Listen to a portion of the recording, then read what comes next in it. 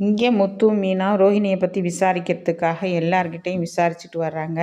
இப்போ ரோஹிணிக்கு ரொம்ப பயம் கடைசியில் என்ன பண்ணிட்டாங்க, அந்த கறிக்கடை மணியை கூப்பிட்டு எங்கள் அப்பா இறந்து போயிட்டார் அப்படின்னு சொல்லிடுங்க அப்படின்னு சொன்னோம்னா, அதே மாதிரி அவர் வீட்டில் கறிக்கடை மணி சொல்கிறாரு, பாப்பா உங்கள் அப்பா ஜெயிலில் சில பேரால் கொல்லப்பட்டுட்டாரு, அதனால் இறந்து போயிட்டாரு, நீ அங்கே எல்லாம் போயிடாத பாப்பா அப்படின்லாம் சொன்னோடனே உடனே முத்து சொல்கிறாரு மீனா கிட்ட, பாத்தியா நான் சொன்னேன் பத்தியா, நம்ம மலேசியாவே போகலைங்கிறது உனக்கும் எனக்கும் மட்டும்தான் தெரியும் மீனா, இப்போ பார்த்தியா அந்த பொண்ணு நம்ம மலேசியா போயிடுவோன்னு சொல்லிட்டு என்ன பண்ணிடுச்சு, ஆளை வச்சு நடிக்க வச்சிருச்சு, முதல்ல இந்த மணி யாருன்னு நம்ம கண்டுபிடிப்போம் அப்படின்னு சொல்லிட்டு அப்புறம் மீனா கிட்ட சொல்கிறாரு.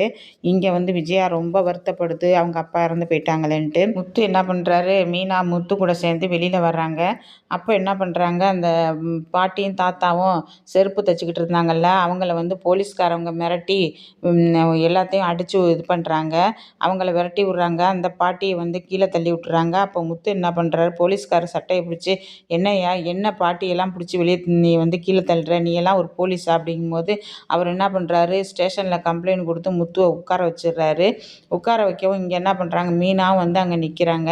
இதை செஞ்சது யாருண்டா, இது சிட்டி தான் செஞ்சது, இந்த மாதிரி ரொம்ப அதிக பிரசிங்கத்தனமாக நடக்கிறான் சார், இந்த அம்மாவுக்கு இந்த பாட்டிக்கும் இந்த தாத்தா கடை வச்சு கொடுத்ததே அவன் தான், ரோட்டில் பொதுமக்கள் நடக்கிற ரோட்டில் இந்த மாதிரி இது பண்ணுறாங்க, இதனால் ஆக்சிடெண்ட் ஆனால் யார் சார் பொறுப்பாகிறது அப்படின்ட்டு சிட்டி போலீஸில் கம்ப்ளைண்ட் கொடுத்ததுனால அந்த போலீஸ் என்ன பண்ணுறாரு, அவர் என்ன பண்ணுறாரு, இது பண்ணிட்டாரு, போலீஸ் மேலே கை வச்சதுனால முத்து போலீஸில் உட்கார வச்சிடுறாரு. உட்கார வச்சது என்ன பண்ணுறாரு, அங்கே வர்றாரு. ஸ்டேஷனுக்கு வரும்போது முத்து சொல்கிறாரு, இல்லை சார் நான் எந்த தப்பும் பண்ணலை, இவர் அந்த பாட்டியை பிடிச்சி கீழே தள்ளி விட்டார், அந்த பாட்டிக்கு ஏதாவது ஒன்று ஆயிடுச்சுன்னா நம்ம என்ன பண்ண முடியும், அதனால தான் பண்ணினேன் அப்படிங்கும்போது அங்கே இன்ஸ்பெக்டர் என்ன சொல்கிறாரு, ஐயோ இந்த முத்து உன் மேலே கம்ப்ளைண்ட் பண்ணால் நீ என்ன ஆகும் தெரியுங்களா, உன் வேலையே போயிடும் போயா அப்படிங்கும்போது வெளியில் அந்த போலீஸ்காரர் சொல்கிறாரு, உன்னை வச்சுக்கிறேன் பாரு, இன்னொரு நாளைக்கு நீ சிக்காமையா போயிடுவே அப்படிங்கிறாரு.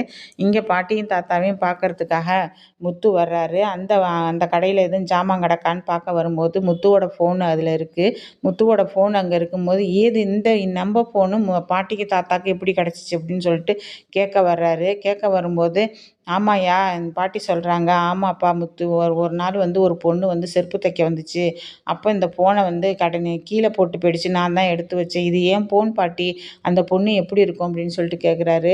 அது எப்படிப்பா சொல்கிறது, சின்ன வயசு பொண்ணு தான் அப்படின்னு சொல்கிறாங்க. உடனே இவர் என்ன பண்ணுறாரு, ரோஹிணி ஃபோட்டோ காமிக்கிறாரு, இல்லைன்னு சொல்லிடுறாங்க. ரோஹிணி கூட வித்யா நிற்கவும் அந்த பொண்ணை பார்த்துட்டு சொல்கிறாங்க, பாட்டி இந்த பொண்ணு தான் போட்டுச்சு அப்படிங்கும்போது, பாத்தியா மீனா, இதில் 2 களவாணிகளுக்கும் இது இருக்குது மீனா, 2 களவாணியுமே பெரிய களவாணிங்க தான் அப்படிங்கிறாங்க.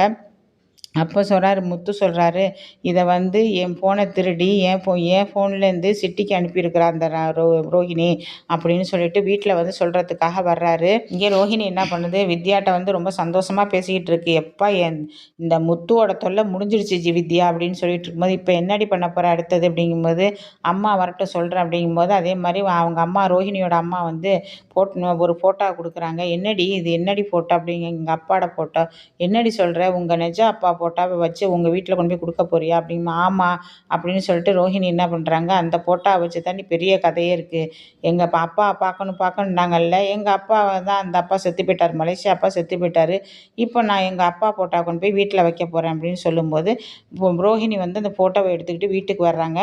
அதே நேரம் அங்கே முத்துவும் வர்றாரு, முத்து மீனா 2 பேரும் வர்றாங்க. இந்த ஃபோட்டோவை கொண்டு போய் சாமி ரூமில் வைக்கிறாங்க. உடனே மீனா என்ன பண்ணுறாங்க, இந்த ஃபோட்டோவை நம்ம எங்கேயோ பார்த்த மாதிரில இருக்குது, எங்கே பார்த்தோன்னு யோசிக்கிறாங்க. உடனே முத்துக்கிட்ட போய் சொல்கிறாங்க, இந்த ஃபோட்டோ பாருங்களேன், இது நம்ம எங்கேயோ பார்த்த மாதிரி தானே இருக்குது அப்படிங்கிறாங்க.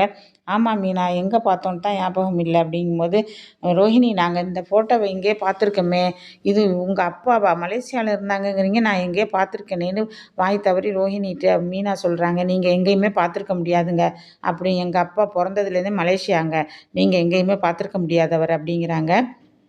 அதுக்கு முத்து சொல்கிறாரு, இல்லை பார்லரம்மா, நான் இவரை எங்கேயோ பார்த்துருக்கேன் உங்கள் அப்பாவை, எங்கே பார்த்தேன்னு சொல்கிறேன் அப்படிங்கும்போது மீனா உடனே சொல்கிறாங்க, இந்த ஃபோட்டோ வந்து நான் வந்து கிறிஷ் வீட்டில் பார்த்துருக்கேன் அப்படின்றாங்க. அப்படியே வெயித்த கலக்கிடுச்சு. ரோஹிணிக்கு வெயித்த கலக்கிக்கிட்டு அப்படியே இதுன்னு போய் நிற்கிது, அதிர்ச்சியில் நிற்கிது.